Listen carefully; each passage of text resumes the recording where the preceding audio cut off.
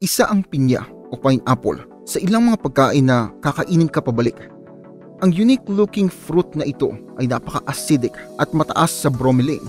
Ang enzyme na ito ay hindi makikita sa ibang prutas o kahit saan sa kapaligiran. Pinibreakdown nito ang proteins na napaka-epektibo, pero ang acid sa sikmura natin ay nasisiguro na makakain muna natin ito bago tayo kainin ito. Ang stomach acid ay binubuo ng sodium chloride at iba't ibang mga components, kasama ng napakaliit na quantity ng hydrochloric acid. Ang concoction na ito ay nakakagulat ang lakas, pero naglalabas ang sikmura natin ng makapal na mucus lining na pumipigil sa damage na maaari nitong madulot sa ating katawan. Ang ibang parte ng katawan natin na binubuo ng layers ng delicate flesh, mga organs, mga buto at susceptible sa tremendous damage mula sa acid. Ito ang ilan sa nakakagulat na bagay na pwedeng mangyari kapag na-expose ang katawan natin sa acid. Ang nabanggit na hydrochloric acid ay nakakatulong na mag-serve sa vital function ng pag-breakdown ng pagkain para sa digestion. Ang substance na ito ay corrosive at delikado.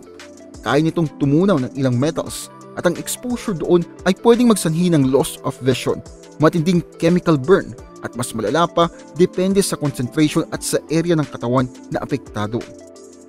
Ang sulfuric acid ang isa pa sa mga kilala at mas potent na acid.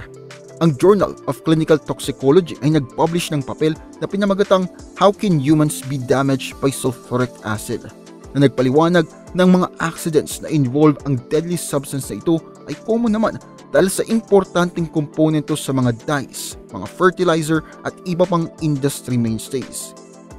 Pagdating sa direct contact sa laman, pwede itong magsanhi ng matinding chemical burns at coagulative necrosis dahil sa ang capillaries ay nadadamage. Ang ilang acids ay vital components ng ating katawan tulad ng amino acid at fatty acids. Pero syempre, kapag sumobra ay delikado rin.